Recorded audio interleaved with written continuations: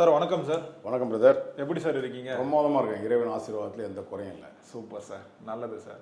சவுக்கு சங்கர் அவர்கள் வந்து விடுதலை பெற்று வெளியே வந்திருக்காரு சார். தொடர்ந்து நீங்கள் வந்து அவருக்கு வந்து இந்த ஆதரவுகளை வந்து தெரிவிச்சிருந்தீங்க. நிறைய பேர் வந்து உங்களுக்கு ஒரு வாழ்த்துக்களும் நன்றிகளும் வந்து சொல்லியிருக்காங்க. நம்ம சேனல் மூலியம் நாமளும் அந்த வாழ்த்துக்களும் நன்றிகளும் வந்து சொல்லிக்கிறோம் சார். ஆக்சுவலாக இப்போ அவர் வெளியே வந்து ஒரு பெரிய அரசியல் ஒன்று இருக்கு. ஏன்னா இவ்வளோ காலம் வந்து இந்த சிறையில் வந்து இருந்தார். இப்போ வெளியே வர்றதுக்கான காரணம் வந்து என்ன? ஒரு பக்கம் வந்து திமுக வந்து தோத்துருக்காங்க. இன்னும் அவங்கள பலவீனம் படுத்தணுன்றதுக்காக தான் சவுக்கு சங்கரை வந்து விஜய் அவர்கள் வந்து வெளியெடுத்திருக்காரு அப்படின்னு சொல்லிட்டு ஒரு குற்றச்சாட்டு, ஒரு விமர்சனம் வந்து வந்துட்டு இருக்கு. இந்த விஷயத்தை நீங்க எப்படி பாக்குறீங்க? எப்படி அவருடைய இந்த வெளியே வரதுக்கான அந்த ப்ராசஸ் நடந்தது சார்? அதையும் சேர்த்து சொல்லுங்க. குறிப்பாக வந்து சவுக்கு சங்கருடைய வழக்கு அத்தனையுமே பொய் வழக்குன்னு தமிழ்நாட்டு மக்களுக்கும் அல்ல, நம்முடைய தமிழக முதலமைச்சர் சகோதரர் விஜய் அவர்களுக்கும் தெரிஞ்சிருக்க வாய்ப்பு இருக்கு. ஏன் தெரிஞ்சிருக்க வாய்ப்பு இருக்குன்னு கேட்டால், சவுக்கு சங்கருடைய கருத்துக்கள் சில பேர் பிடிக்காம இருந்திருக்கலாம், சில பேர் பிடிச்சிருக்கலாம். ஆனால் அதை ஏற்றுக்கணும் ஏற்றுக்காது அவருடைய மனநிலையை பொறுத்து இருக்கு. விஜய் அவர்கள் வந்து அரசியலுக்கு வந்ததுக்கு பிறகு இவர் இந்த மாதிரி சம்பவங்களை தெரிவதற்கான வாய்ப்புகள் இல்லைன்னு நான் நினைக்கிறேன். இதற்கு முன்பாகவே சவுக்கு சங்கருடைய விஷயங்கள் தெரியும். ரெண்டாவது, சவுக்கு சங்கர் அவர்கள் ஏற்கனவே நம்ம சிஎம் விஜய் அவர்கள் நடிகராக இருக்க காலகட்டத்திலேயே அவர் சந்தித்ததாக எனக்கு ஒரு நினைவு. அது சரியா தவறான்னு தெரியல, ஆனால் நினைவு இப்படி ஒரு விஷயங்கள் பண்ணிட்டு இருக்காரு அப்படின்னு. இப்போ அவர் ஆட்சி மாற்றம் வந்ததுக்கு பிறகு கண்டிப்பாக உளவுத்துறையை கேட்டு என்னதான் நடந்திருக்கு, என்ன இஷ்யூ இருக்குன்னு கேட்கும்போது அவர் சொல்லியிருக்கிற தகவல் தான் எனக்கு, ஏன்னா அதில் நண்பர்கள் சொன்ன தகவலை தான் நம்ம சொல்ல முடியும். அப்போ இவரை உடனடியாக எப்போ அட்வைசர் போர்டு வருதுன்னாங்க, 18ஆம் தேதி வருதுன்னு சொன்ன உடனே அப்போ அங்கேருந்து கிரீன் சிக்னல் கொடுக்கப்பட்டுச்சு. நமக்கு ஒன்றும் அவருக்கும் பிரச்சனை இல்லைங்க, அவர் ஒரு பாட்டு வேலையை பார்க்கட்டும். ரெண்டாவது, இந்த சமூக ஆர்வலர்களும் பத்திரிகையாளர்களும் கருத்து எதிர்கருத்தில் சொல்லக்கூடியவர்களை நாம் வந்து கண்டிப்பாக ஒருங்கிணைச்சு போனால் தான் நமக்கு என்ன தவறு செய்யறோன்றதை நம்ம தெரிஞ்சுக்க முடியும்னு நம்முடைய சிஎம் விஜய் அவர்கள் உளவுத்துறையிடம் சொல்லப்பட்டதாக தகவல். Okay okay okay. ஸோ இதுதான் எனக்கு தெரிஞ்ச விஷயம். இவர் அவரை நாடலை, அவர் இவரை நாடலை. ஆனால் சில சூழ்நிலைகளால் அவரோட யார் ஏதுன்றது கூட இருக்கக்கூடிய அவர்கள் சிஎம் கூட இருக்கிறவங்களுக்கும் சொல்லியிருப்பாங்க. ஸோ இதில் வந்து நமக்கு தேவையில்லாத கான்ட்ரவர்சி எதுக்கு, இவர் இருக்கட்டும். இவரை போன்ற கருத்தியல் சொல்லக்கூடியவர்களுக்கு வந்து அந்த கருத்து சுதந்திரத்துக்கு நம்ம இடம் கொடுப்போம்னு சில காவல்துறை அதிகாரிகளும் சொல்லியிருப்பாங்க, உளவுத்துறையிலே சொல்லியிருப்பாங்க. ஸோ அதெல்லாம் கேட்டுட்டு தான் ஒரு முடிவு பண்ணியிருக்காருன்னு நான் நினைக்கிறேன். இல்லை சார், இப்போ அவருமே சவுக்கு சங்கர் மேலே வந்து நிறைய வழக்குகள் இருந்தது சார். குண்டாஸ் வந்து போட்டிருந்தாங்க, அதெல்லாம் வந்து திரும்ப பெறப்பட்டது. அதில் என்ன நடந்தது சார்? அது இல்லை, அந்த குண்டத்தடுப்பு சட்டத்தை வந்ததான் சொன்னோம். கடந்த 18ஆம் தேதி அட்வைசர் போர்டுக்கு அவருக்கு வருதுங்க. ஓகே. அதில் முன்னாடியே அவருக்கு வந்து சிஎம்க்கு தகவல் சொல்லிட்டாங்க, இப்போ வரப்போகிறாங்கன்னு சொன்னேன். ஏன்னா எப்பவுமே அரசாங்கம் முதலமைச்சருக்கு என்னை போன்றையோ சவுக்கு சங்கரை போன்றையோ அல்லது வந்து சமூகத்தில் நடக்கக்கூடிய சில முன்கூட்டிய சில தகவலை சொல்லக்கூடியது எல்லாமே அரசாங்கத்துக்கே வேலை. ஏன்னா தொடர்ந்து சவுக்கு சங்கர் மீது 3 குண்டத்தடுப்பு சட்டம் கைது போடுறாங்க. 3ஆவது குண்டத்தடுப்பு, ஏற்கனவே 2 குண்டத்தடுப்பு சட்டத்திலேயே முதல் முறை போடப்பட்ட குண்டத்தடுப்பு சட்டத்திலேயே உச்சநீதிமன்றம் மிக சரியான சவுக்கடி கொடுக்கப்பட்டுச்சு. அதையும் மீறி இந்த காவல்துறை அதிகாரிகளும் இந்த அரசும் சேர்ந்து அவரை தொடர்ந்து அதிகம் மாதிரி 2வது முறை குண்டத்தடுப்பு சட்டம் போடப்படுது. அப்பவும் சவுக்கு சங்கர் அவர்கள் மிக தெளிவாக அந்த அட்வைசர் போர்டில் சொல்லிட்டார், சார் எங்களை மாதிரி ஃபைட்டருக்கு நீங்கள் தான் சார் இருக்கீங்க, எங்களை விட்டால் வேறு யார் சார் தெரியும், நீங்களே இப்படி வந்து முடிவெடுத்ததுக்கு அப்புறம் உங்கள் மேலே நம்பிக்கை இல்லாமல் தான் சார் வந்துருச்சுன்னு கூட சில விஷயங்களை சொல்லிட்டே வந்திருக்காரு. ஸோ அரசாங்கம் எடுத்த முடிவு என்பது சவுக்கு சங்கர் போன்ற சமூகத்தில் இருக்கக்கூடிய சமூக ஆர்வலர்களையும் வந்து சமூக போராளிகளையும் ஒருங்கிணைச்சு கொண்டு போகணுன்றதுல நம்முடைய சிஎம் விஜய் அவர்கள் உறுதியாக இருப்பதாக தகவல். Okay okay sir. இப்போ நான் இது ரொம்ப ஜென்ரலாகவே வந்து பேசுவோம் சார். இப்போ வந்து அரசு வந்து ஒரு தவறு வந்து பண்ணுறாங்க, அதை நம்ம வந்து சுட்டி காட்டுறோம். அப்படி இருக்கும்போது அந்த தப்பை வந்து நம்ம மேலேயே வந்து இம்ப்ளிமெண்ட் வந்து பண்ணுறாங்க சார். இவங்க வந்து பேசவே வந்து கூடாது அப்படின்னு நிறைய நெருக்கடியில் வந்து கொடுத்தாங்க. அது உங்களுக்காக இருக்கட்டும், சவுக்கு சங்கராக இருக்கட்டும், இன்னும் சிலர் வந்து இருக்காங்க. இந்த மாதிரி குண்டாஸ் வந்து போடுறது, போலி வழக்குகள் வந்து போடுறது, இந்த மாதிரி விஷயத்த வந்து நீங்கள் எப்படி பார்க்குறீங்க சார்? அதாவதுங்க, ஏன்னா ஒரு சிலர் வந்து இதை தாக்கு பிடிக்க மாட்டாங்க. இப்போ உங்களை போன்றவர் வந்து தாக்கு பிடிக்கிறாங்க, சவுக்கு சங்கர் வந்து தாக்கு பிடிக்கும். சிறையிலே நிறைய பிரச்சனை வந்து நடந்தது நம்ம கேள்விப்பட்டோம். அவருடைய உயிருக்கு ஆபத்துன்னு வந்து சொன்னாங்க. அப்புறம் அவருக்கு வந்து மாரடைப்பு வந்ததுன்னெலாம் கேள்விப்பட்டோம் சார். இந்த மாதிரி விஷயங்களை நீங்கள் எப்படி பார்க்குறீங்க? அதாவது இந்த அரசாங்கம் என்பது ஒரு தனி மனிதனை விட லட்சக்கணக்கான மடங்கு வலிமை வாய்ந்தது. ஒரு அரசாங்கம் என்பது சாதாரண விஷயம் கிடையாது. அதோடைய கட்டமைப்பு பெருசு. அந்த கட்டமைப்பு பெருசுன்றதை விட அந்த பேஸ்மெண்ட் ரொம்ப ரொம்ப ஸ்ட்ராங்கு. ஸோ பில்டிங் அதை விட இன்னும் பவர்ஃபுல்லாக தான் இருக்கும். ஒரு தனி மனிதனுக்காக நீங்கள் பார்க்க போனீங்கன்னா, ஒரு தனி மனிதன் சராசரியாக அவன் மனசில் உதிக்கிற ஒரு கருத்துக்களை சொல்வதற்கு நம்ம இந்திய அரசியலமைப்பு சட்டத்திலே இடம் இருந்தும் கூட ஒரு அதிகார துஷ்பிரயோகம் செய்யக்கூடியவர்கள், அரக்கத்தனமான நபர்கள் அதிகார வர்க்கத்தை கையில் கிடைச்ச உடனே அவங்க ஒரு அராஜகத்தை காட்டுறாங்க. அது தொடர்ந்து இந்த திராவிட முன்னேற்ற கழகம் ஆட்சியில் இருந்த காலகட்டத்தில் நான் மட்டுமல்ல, சவுக்கு சங்கர் மட்டுமல்ல, சமூகத்தில் யாரெல்லாம் அவர்களுக்கு எதிராக கருத்துக்களை சொல்கிறார்களோ, சோசியல் மீடியாவில் பதிவிடுகிறார்களோ, அதையும் தாண்டி வந்து பத்திரிகையாளர்கள் யாராவது வந்து விமர்சனம் செய்தார்களோ, இப்படி அனைத்து பேர்களையுமே இவர்கள் வந்து ஏதோ ஒரு விதத்தில் பொய் வழக்கு போடுறாங்க. அப்படி போட்டால் அவங்களுக்கு உண்மையான வழக்குகளே வந்து திமுக காரங்கள போட முடியணும்னால இப்போ அவ்வளோ அயோக்கியத்தனம். பொம்பளை விஷயத்தில் ஆரம்பித்து, போதை விஷயத்தில் ஆரம்பித்து, இருக்கிற பிளாக் டிக்கெட்டில் ஆரம்பித்து, கக்கூசு இலவச கக்கூசை கூட காசு வாங்கிட்டு இருக்க திமுக கவுன்சிலர் பார்த்துருக்கோம். இப்படி அயோக்கியத்தனமான அத்தனை வேலையை செய்யக்கூடிய இந்த திமுக இப்போ ஏதோ யோகியமான மாதிரியும், அதை வந்து பத்திரிகையாளருக்கு ஏதோ பாதுகாப்பு இல்லாமல் இவங்க என்னமோ பாதுகாப்பாக வச்சிருந்த மாதிரி எல்லாம் சின்ன இந்த சோசியல் மீடியாவில், இந்த மீடியாவில் பார்க்குறோம். இந்த 11 ஆண்டில் வந்து 11 நாட்கள் இந்த ஆட்சியில் எவ்வளோ விமர்சனம், இந்த 10,000 விமர்சனம் போடுறோம். ஏன்டா ஒன்றும் பேஸ்மெண்ட்டே போடலடா, உட்காரவே இல்லைடா. இப்போதான்டா பெருமூச்சை விட்டுருக்கோம். நீங்கள் அடி தர்மடி எங்களுக்கு எழுந்து நிற்கிறது கூட வாய்ப்பு தரல. அப்படியா இருக்கக்கூடிய இந்த சென்ற அரசு, ஒரு புதிய அரசு அத்தனை விமர்சனங்களை போய் இப்போவும் பொய் வழக்குகள் அவங்க எல்லாரையும் போட்டு வந்தாலும் கூட இந்த அரசு காப்பாற்றுறதுக்கான எல்லா முயற்சியும் எடுத்துருக்கு. என்ன காரணம்னா, முதலமைச்சரே வந்து இதற்கு முன்பாக அவர் அரசியல் கட்சி தலைவராக இருக்கும் போது தனிப்பட்ட முறையில் அவரே பாதிச்சிருக்காரு, அவருடைய கட்சிக்காரர்கள் பாதிச்சிருக்காங்க, அவருடைய தொண்டர்கள் பாதிச்சிருக்கிறாங்க, அவருடைய ரசிகர்கள் பாதிக்கப்பட்டிருக்குது. இப்படி திமுக அரசால் டிவிகே என்ற இயக்கத்திற்கு தலைவர் முதல் கொண்டு ஆரம்பித்து தொண்டன் வரையும் பொய்யான வழக்குகளை பதிவு செய்து அவளை அச்சுறுத்தியதுனால்தான் ஒவ்வொருத்தரும் வீட்லேயும் ஒரு விஜயா வந்து நின்று, ஒவ்வொரு குடும்பத்திலையும் ஒரு விஜயா வந்து நின்று, ஒவ்வொருத்தர் குடும்பத்திலையும் ஒரு குழந்தையா வந்து நின்று வச்சு செஞ்சு விட்டான் பாருங்க இந்த தமிழ்நாட்டில். இந்த பொய் வழக்கு இனிமேல் எவ்வளோ போட்டான்னா, இந்த வாராகி என்பது இப்போ பொய் வழக்கு போட்ட போய் குண்டத்தரப்பு போட்டுச்சு. நீதிமன்றத்தை நான் நம்புறோம், அபராதம் விதிச்சது நீதிமன்றம், அரசாங்கத்துக்கு அபராதம் வச்சது. யாருக்கு அசிங்கம்? நீ ஒரு உண்மையான வழக்கில் ஏதாவது செய்யறதுக்கு முடியல. அன்னைக்கு இருந்த காலகட்டங்கள்லங்க, பழைய திமுக அண்ணா திமுக இருந்த காலகட்டத்தில் பொய் வழக்கு போட மாட்டாங்க. ஒரு ஏதோ இது சம்பந்தம் விமர்சனம் பண்ணீங்களா, அது கூட வழக்கு போடுவாங்க. ஆனால் இதை மாதிரி அயோக்கியத்தனமான ஆட்சியை வந்து திமுக காரணம் மாதிரி எவனும் அயோக்கியத்தனம் பண்ணவே முடியாது. அப்பட்டகமான இதெல்லாம் வந்து முன்னாள் முதல்வர் ஸ்டாலின் தெரிஞ்சு பண்ணதா இல்லை தெரியாமல் நடந்துச்சுங்க? தமிழ்நாட்டில் என்ன நடக்குதுன்னு தெரியல. அவர் வீட்டில் என்ன நடக்குதுன்னு தெரியாம தானங்க இப்போ நட்டோட்டை விட்டு போயிட்டானுங்க. இவரை அவருக்கு அவ்வளோ குழந்தையா பப்பாவா முதலமைச்சர் தானங்க இருந்தார். நீ எதிர்கட்சி தலைவராகும் போது நீ அவ்வளோ பெரிய செயல்பாடு பண்ணி காமிச்சு அதிமுக ஆட்சியை எதிர்த்து நீ என்ன அப்போ வந்து என்ன ஐஸ் புட்டை வாங்கி சப்பிட்டு இருந்த? இன்னும் என்ன கேள்வி? எல்லாம் தெரிஞ்சுதானே நாடு நாசமாக்கிட்டாரு. இப்போ இது ஒரு பக்கம் இருந்தாலும் இப்போ சவுக்கு சங்கரோட இந்த வீடியோக்கெல்லாம் நம்ம வெளியே வரதை பார்த்துருந்தோம் சார். எப்பவுமே சிறையிலேருந்து வரும்போது எங்கள் அம்மா தான் உனக்கு இந்த ஆர்த்தியை வந்து எடுப்பாங்க. இப்போ வந்து எங்கள் அம்மா வந்து இல்லை, ஒரு அரசை வந்து எதிர்த்து கேள்வி கேட்டதானே அவங்கள அம்மா வந்து இழந்திருக்காங்க சார். இதே ஒரு பெரிய பாதிப்பு வந்து சவுக்கு சங்கருக்கு வந்து கொடுத்துருக்கோங்க சார். இதை பற்றி உங்ககிட்ட ஷேர் பண்ணியிருக்காங்களா சார்? அவங்க தாயார் இறக்கும் போது நானும் சிறையில் இருந்தேங்க. அதுக்கு முன்பாக வந்து உடல்நிலை சரியில்லாமல் அப்பப்போ வந்து ஏதாவது உடல்நிலைன்றது மன உளைச்சல். இப்போ அவங்க வீட்டில் அவர் 3 குண்டத்தடுப்பு சட்டத்தில் 3 முறை செய்யப்பட்டிருக்குது. அவருக்கு வந்து அவர் தாயாரை தவிர அவருக்கு வேற யாருமே கிடையாது. எல்லாருக்கும் வந்து அம்மா அப்பா இருப்பாங்க, அவருக்கு அம்மா மட்டும்தான் இருந்தாங்க. சிறு வயதிலேயே அவருடைய தந்தையார் இறந்ததுனால தான் இவருக்கு அரசு வேலைகள் கொடுக்கப்பட்டுச்சு.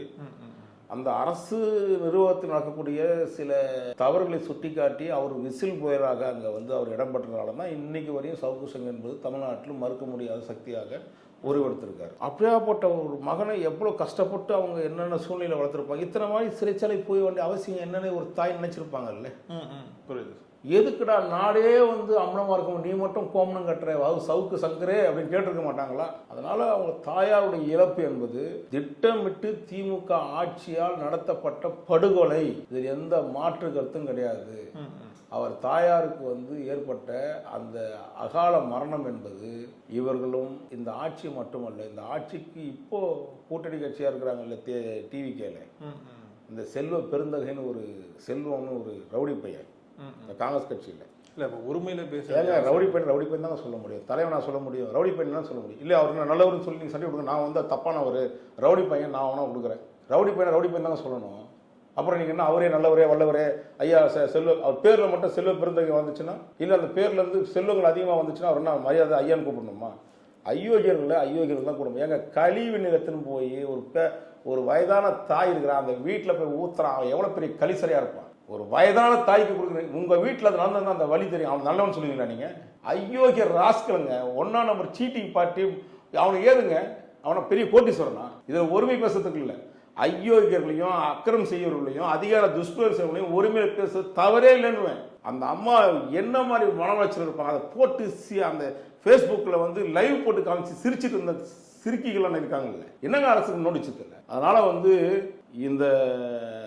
இந்த குரூப் எல்லாத்தையுமே வந்து நிச்சயமாக எனக்கு தெரிஞ்சு ஒரு பெரிய ஒரு மாற்றத்தை கண்டிப்பாக நம்மளுடைய சவுக்கு சங்கர் சட்ட ரீதியாக போராடுவார். அதற்கு முதலாக வந்து அவருடைய விடுதலையிலே நம்முடைய முதலமைச்சர் அவர்கள் கொடுத்த ஒரு ஊக்கபூர்வமான விஷயம், எங்களை போன்ற சமூக ஆர்வலருக்கு சவுக்கு சங்கராக இருந்தாலும் சவுக்கு சங்கரை ஃபாலோ பண்ணக்கூடியதாக இருந்தாலும் அவ்வளோ பேருக்கு மேலே நீ சித்திரவதை பண்ணாச்சு.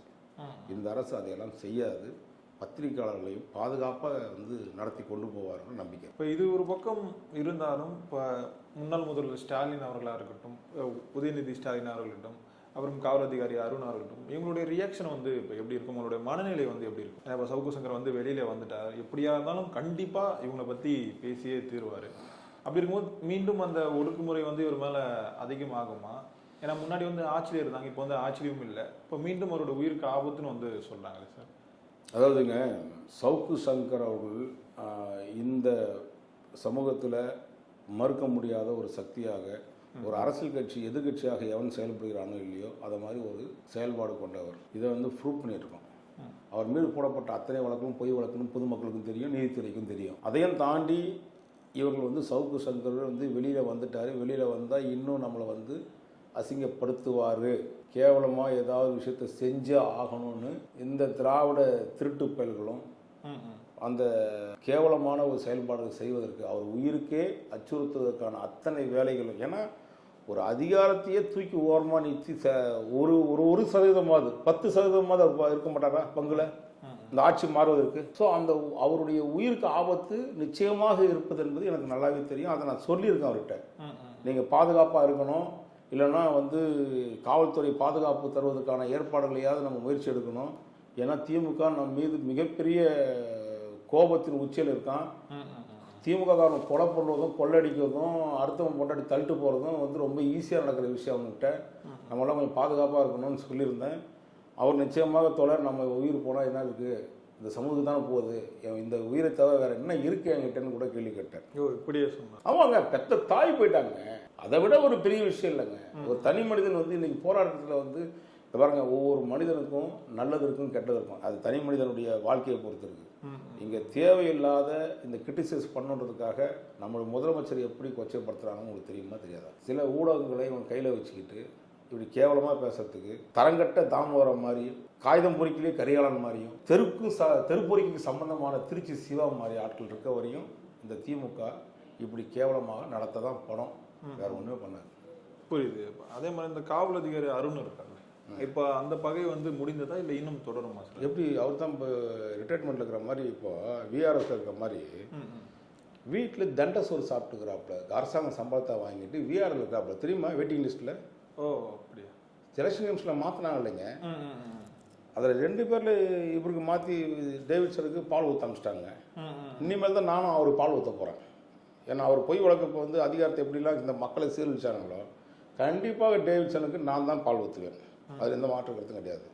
அவருக்கு மட்டும் இல்லை, இந்த அருணுக்கும் சேர்த்து தான் சொல்கிறேன். ஓகே. அருண் வந்து தன் அதிகாரத்தை துஷ்பிரயோகம் பண்ணி யாரை வேணுமானாலும் நம்ம அதிகாரத்தில் அவனை நம்ம அடிப்படை வச்சிட முடியும்னு நினச்சான் இல்லையா? அவர்களுக்கு எல்லாத்துக்கும் புழல் சிறைச்சாலையில் நிச்சயமாக அருணை சார்ந்த ஒரு அடியாள செயல்படக்கூடிய ஆரோக்கியன்னு ஒரு டிசி, சில அடியாள இன்னும் தரங்கட்ட ஒரு கூலிப்படை வேலை செய்யக்கூடிய அந்த சில காவல்துறை அதிகாரிகள், இவங்க டவுசரை டிராயரை கழட்டாமல், நான் சொல்கிறதுலாம் வந்து சிறைச்சாலையில் கழட்டுவாங்க பிரதர், அதை சொல்கிறேன். ஓகே ஓகே ஓகே, நான் வேற எதுவும் தப்பாக சொல்லலை. எப்படியும் சிறைச்சாலைக்கு போனால் டவுசர் அவுத்துருவாங்கல்ல, நிச்சயமாக அவுக்கு வைப்போம். இல்லை இப்போ அதுக்கு வாய்ப்பு இருக்கா சார்? அதிகமாக வாய்ப்பு இருக்கு. ஏங்க திருட்டு பசங்க ஆதாரம் இருக்குங்க, கொள்ளக்காரனுங்க இந்த நாட்டை குட்டி கொடுத்துருந்தாங்க வேலை பார்த்துருக்கானுங்க. அவ்வளோ மோசமான ஆட்கள்னுங்க. இவனை சர்வசாதாரணமாக விட்டுற முடியாது. இல்லைன்னா இந்த நாட்டுக்கு நீங்கள் இன்னும் சொல்ல போனால் இந்த நம்ம தமிழக முதலமைச்சர் புதுசாக வந்திருக்க முதலமைச்சருக்கு எவ்வளோ பேர் இவங்க பின்னாடி இருந்து வேலை செய்வானுங்க. இதுதான் நம்ம முதலமைச்சர் புரிஞ்சுக்கணும். முதல்ல இவனுக்கு சாதாரணமாக நினைச்சிடாதீங்க, இவனுக்கு பின்னாடி தீய சக்தி இருக்குது. அதை விட தீய சக்தியும் இவனுக்கு 2 பேரும் முன்னாடி இருக்குது. அருணுடைய பின்னாடியும் டேவிட்சன் பின்னாடியும். இந்த 2 தீய சக்திக்கு பின்னாடி பெரிய தீய சக்தி யாரு? திமுக தான். ஓகேங்களா? இவங்க 2 பேர் இந்த மொத்த பேரையும் இவர்கள் கொஞ்சம் நெஞ்சமான வழியா கொடுத்தா திமுக ஒருத்தனும் டிவி கேக்கு நீங்க போய் ஓட்டு போட்டாங்களே அந்த செய்யக்கூடிய அந்த தொண்டர்களை போய் கேளுங்களேன், டிவி கேளுங்கன்னு அவ்வளோ நெருக்கடி உருவாக்கினாங்க. Okay okay. இவங்க எத்தனை பேருமே அதிகாரத்தை துஷ்பிரயோகம் செய்யக்கூடியவனாக இருந்தாலும் சரி, அதிகமாக பணம் சம்பாதிக்கணும் இருந்தாலும் சரி, அதிகமாக ஆசைப்பட்டு சீட்டிங் போகிறவனாக இருந்தாலும் சரி, அவ்வளோ பேரும் திமுக இருக்கான், அவ்வளோ பேரும் அதிகாரியாகவும் இருக்கான். அவன் எல்லாம் ஜெயிலில் கண்டிப்பாக டிராயர் அவுக்கப்படும். புரியுது சார். இப்போ சவுக்கு சங்கர் அவர்கள் வந்து விஜய்க்கு எதிராக நிறைய கருத்துக்களை வந்து முன் வச்சிருக்காரு சார். அப்படி இருக்கும்போது விஜய் அவர்கள் சிஎம் ஆனதும் அவருடைய விடுதலைக்கு ஒரு காரணமாக இருந்திருக்காரு. இப்போ சவுக்கு சங்கர் அவர்கள் வந்து எடப்பாடி பழனிசாமிக்கு வந்து தொடர்ந்து ஆதரவாக நிலைப்பாடுகள்லாம் எடுத்திருந்தார். ஆனால் இப்போ வரைக்குமே எடப்பாடி பழனிசாமி அவர்கள் ரொம்ப அமைதியாக இருக்காரு. இதுக்கான காரணம் என்ன? ஒருவேளை இவங்களுடைய இந்த நட்பு முறிந்தது நம்ம எடுத்துக்கலாமா? யாருடைய நட்பு முடிஞ்சதுன்ட்டு எடப்பாடி பழனிசாமி அவர் கூட இந்த ஆதரவு நிலைப்பாடு இல்லைங்க. நீங்கள் நல்லா நினச்சிக்கிங்க, தமிழகத்தில் பெரிய பத்திரிகை ஜாம்புவான்கள், தேர்தல் கணிப்பாளர்கள், அரசியல் ஆலோசகர்கள், அரசியல் விமர்சகர்கள் அப்படின்னு ஒரு பெரிய டீமே இந்த தேர்தல் காலகட்டத்தில் சந்தில் பொந்தில் மண்ணில் கீழே இருந்தவங்களாம் கிளம்பி வந்து நானும் மீடியான்னு சொல்லி நின்னான். புரியுதுங்களா? அவ்வளோ பேர் முகத்துலையும் காரியம் இல்லைனாலும் பரவாயில்ல, அது வேற ஒரு வேலையை பண்ணி முடிச்சு விட்டு போயிட்டாரு. நம்ம நினைச்சோமா விஜய் அவர்கள் ஆட்சி வருவான்னு நினைச்சோமா? நீங்க நினைச்சு நான் நினைச்சேமா? இல்லை, மக்கள் நினைச்சிட்டான். யாரும் மாற்ற முடிஞ்சுதா? முடியல. அப்படியாப்பட்ட மனநிலையில் அன்னைக்கு ஒரு திமுக அதிமுக இருந்த காலகட்டத்தில் அவர் திமுகவை எதிர்த்து களம் கண்டவர் தான். ஏற்கனவே அதிமுகவை எதிர்த்து களம் கண்டவர் தான் சவுக்கு. ஒரு எதிரிக்கு எதிரி நண்பன்ற ரூட்டில் அவர் எடுத்து போய் அதிமுகவுக்கு ஒரு ஆதரவான நிலைப்பாடை எடுத்தார். நான் திரும்ப அவருடைய காணொலியை கேளுங்க. ஒரு சில இடங்களில் அவர் வந்து விமர்சனம் செய்திருப்பார்.